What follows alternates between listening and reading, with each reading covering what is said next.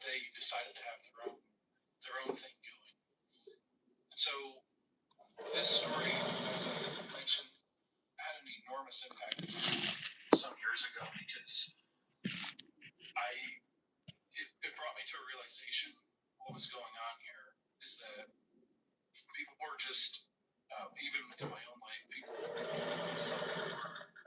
serving in the name of God. We were doing things in the name of God. We had ministry in the name of God. We had church in the name of God. But it wasn't serving God Himself. There was something more that was happening behind the scenes. Something more core to it than just I'm going to serve God. It was just a man looking for a place of recognition. He was looking for a place to serve where he could be accepted. And the values that he held so dear to him, he found a place that could provide that place for him. And there's a reference in this sermon that I'll probably mention more than one. You see the core deception of what was happening was the spirit of humanism. And he says humanism is the end of all being, is the happiness of man.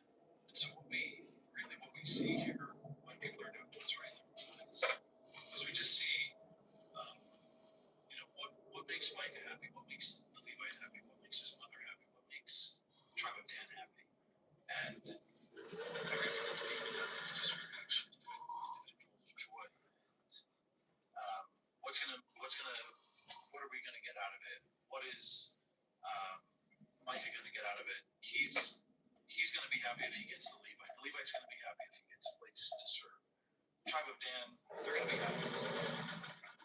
They're gonna be happy if they could have another place to worship.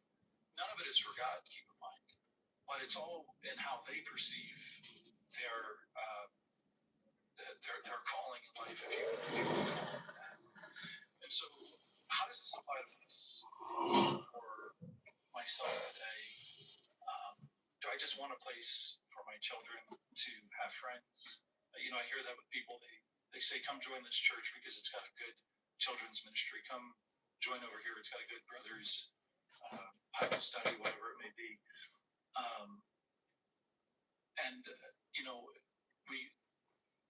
I hear this all the time where people say, "I'm so happy at this church," and again, they kind of make excuses. Well, not enjoy because this is part of the fruit of the Spirit is being happy, being joyful, and having all these blessings from the Lord. And I think we can come to church on Sunday. We could join the midweek meetings. We could hear good sermons. Or is it just to hear, okay, this is a good sermon, now I feel spiritual.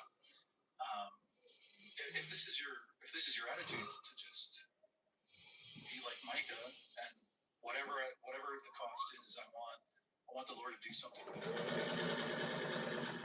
I mean, God has nothing to do with it. If all you're doing is going to God and saying, I want to be successful. I know the Lord's going to do something good for me because God's going to honor me, and I'm going to do this because I'm going to get something out of it. And I think back in my life, I grew up, you would say, conservative, focused, my upbringing.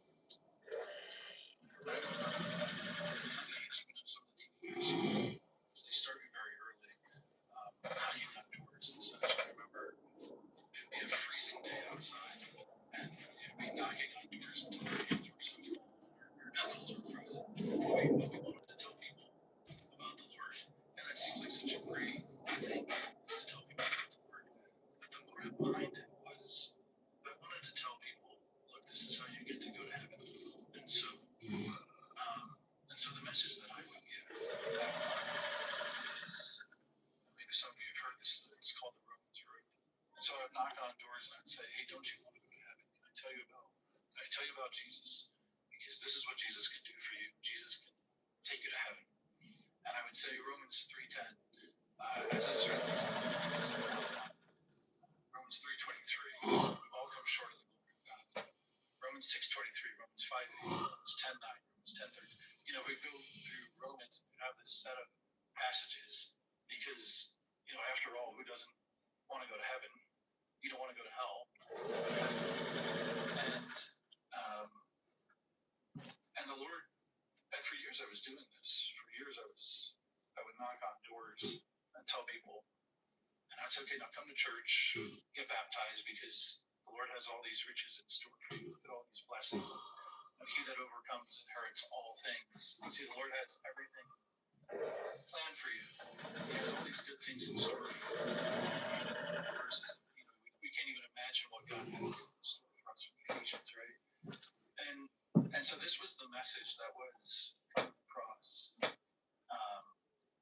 It was, it's like, what are we going to get? What is that something we're going to get out of God? Not about following the Lord. See, we would tell people to follow the Lord, but it was because we could go to heaven. We would tell people to follow the Word. It was because the Lord will give us victory. The Lord will give us a new life. I think other Christians perhaps might say, and I realize this as a young man, and I realize this even now with Christians might say, and this sermon references this, that if you're a conservative Christian, you might say, you're going to suffer while you're alive. You're going to have all these hardships. Look at what Paul said, we have a lot of tribulation to go through before we enter into his kingdom. And so you might say that we'll have a hard time while we are alive. But when we die, we're going to be happy because we're going to be in heaven.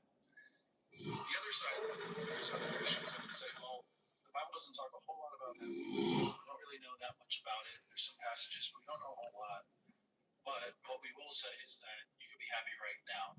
And if you listen to both of those, one is you're going to be happy when you die. The other one says you're going to be happy when you're alive.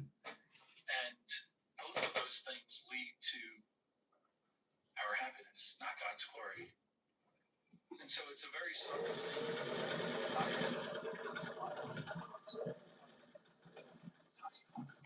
I telling people to get baptized? Why am I sharing the word? Why this ministry? Why that ministry? Why do we meet on Sunday? It really started getting. What was I doing with the Lord? And after a while you realize, and there's a part in this sermon where he says, it's not after long that God reigns in heaven for the happiness of man. Jesus Christ was incarnate for the happiness of man. And all the angels exist in the whole universe for the happiness of man. Because the message that is in our minds is what is God going to do for us? Not about the glory that we're going to give to him, but what God's going to do for us. So I think that as I was realizing this, it was sort of like Isaiah chapter 6, when he has that revelation. The small way was like that. I realized how wicked that thinking was, how wicked it is to say, well, I'm going to study the Bible because I want something out of it. Not to be a blessing to others. We hear that often about being a blessing to others. Now, the Lord has since radically changed my mind in how I approach the scriptures. But I remember this attitude that we must have, that Jesus had. If you turn to John chapter 8. If Jesus can say this, being the only begotten Son of God, this should certainly be true for each one of us. In John chapter 8, verse 28, it says, Jesus said unto them, when you have lifted up the Son of Man, then you shall know that I am he. And this is what I'm getting at right here, that I do nothing of myself. See, if Jesus could say, I do nothing of myself, Father, he didn't come to do his own will. And even then, here, he can do nothing of myself. This is the attitude that we must have.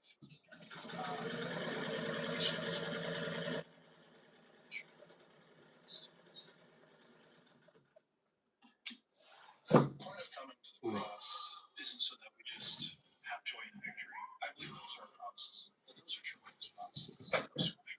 Again, you read that as part of the fruit of the Spirit. We read that as part of a wonderful the promise in First John chapter 5 that faith is the victory that overcomes the world. John 16